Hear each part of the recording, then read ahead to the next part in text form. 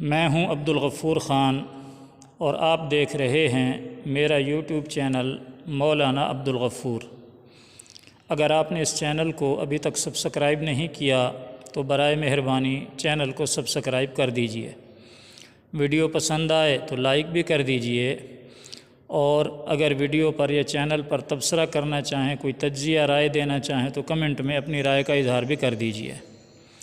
سلسلہ ہے درس قرآن، تو آئیے آج کا درس شروع کرتے ہیں۔ اعوذ باللہ من الشیطان الرجیم، بسم اللہ الرحمن الرحیم۔ وَإِذَا ضَرَبْتُمْ فِي الْأَرْضِ فَلَيْسَ عَلَيْكُمْ جُنَاحٌ أَن تَقْصُرُوا مِنَ الصَّلَاةِ إِنْ خِفْتُمْ أَن يَفْتِنَكُمُ الَّذِينَ كَفَرُوا إِنَّ الْكَافِرِينَ كَانُوا لَكُمْ عَدُوًّا مُبِينًا۔ صدق اللہ العظیم۔ سفر کی نماز کے مسائل، جسے قصر کہتے ہیں، چل رہے ہیں۔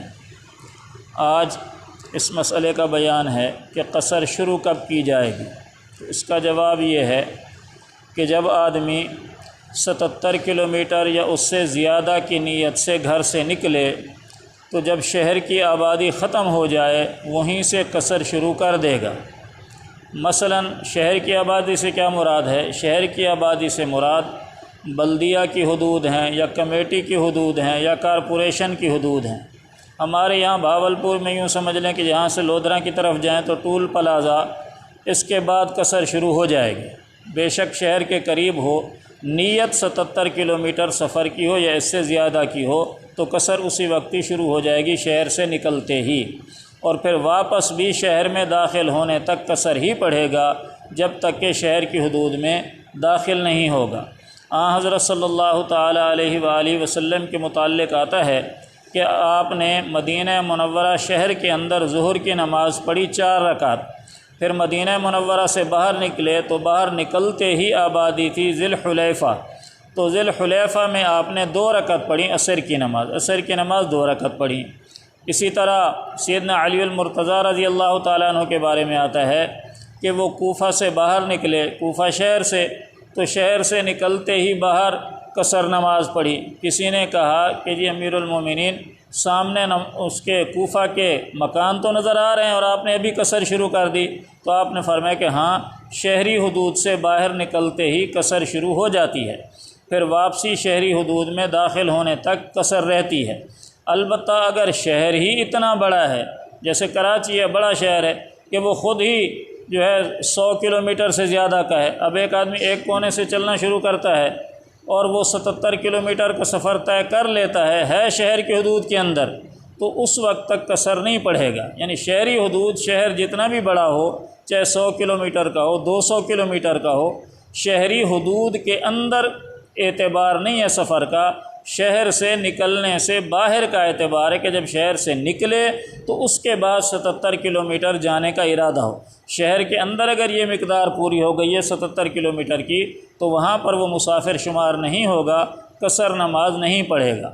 اگلا سوال یہ ہے کہ ایک جگہ کتنے دن ٹھہرنے کی نیت ہو تو قصر ہو سکتی ہے؟ تو اس کا جواب یہ ہے کہ جہاں 15 دن یا اس سے زیادہ ٹھہرنے کی نیت ہو تو پھر پوری نماز پڑھے گا۔ 15 دن سے کم ٹھہرنے کی نیت ہو تو پھر قصر کرے گا، 2 رکعت نماز پڑھے گا۔ نیت کا اعتبار ہے، عملی طور پر ٹھہرنے کا اعتبار نہیں ہے۔ مثلا ایک آدمی یہاں سے لاہور جاتا ہے کہ لاہور کوئی کام ہے، اور وہ یہ نیت کر جاتا ہے کہ میرا 8-10 دن میں وہاں کام ہو جائے گا، تو اب وہ وہاں مسافر شمار ہوگا، قصر نماز پڑھے گا۔ لیکن اس کا کام 8-10 دن میں نہیں ہوتا، 2 دن بعد کام ہوگا، پھر مزید 1 دن بعد ہوگا، پھر مزید 1 دن بعد ہوگا، اس طرح کرتے کرتے اس کو وہاں مہینہ لگ جاتا ہے، تو وہ قصر ہی پڑھتا رہے گا، اس لیے کہ اس کی نیت وہاں 15 دن سے زیادہ ٹھہرنے کی نہیں تھی، نیت اس کی 8-10 دن کی تھی کہ 8-10 دن میں میرا کام ہو جائے گا تو میں واپس آ جاؤں گا۔ اسی طرح اگر کسی کی نیت 15 دن یا اس سے زیادہ کی ہے، میں جاؤں گا، میرا لمبا کام ہے تو 15-20 دن میں وہاں رہوں گا، لیکن اس کا کام 2 دن میں ہو گیا، اب وہ واپس آنا چاہتا ہے تو اس 2 دن میں وہ پوری نماز پڑھے گا، اس لیے کہ نیت اس کی 15 دن یا اس سے زیادہ ٹھہرنے کی تھی۔ تو اعتبار نیت کا ہے، عمل کا اعتبار نہیں ہے۔ یعنی نیت اگر 15 دن سے کم ٹھہرنے کی ہے کہیں تو پھر قصر نماز پڑھے گا، چاہے وہاں 6 مہینے لگ جائیں، اور اگر نیت 15 دن یا اس سے زیادہ ٹھہرنے کی ہے تو پھر پوری نماز پڑھے گا، چاہے 2 دن بعد ہی وہ واپس آ جائے۔ باقی مسائل انشاءاللہ کل بیان ہوں گے۔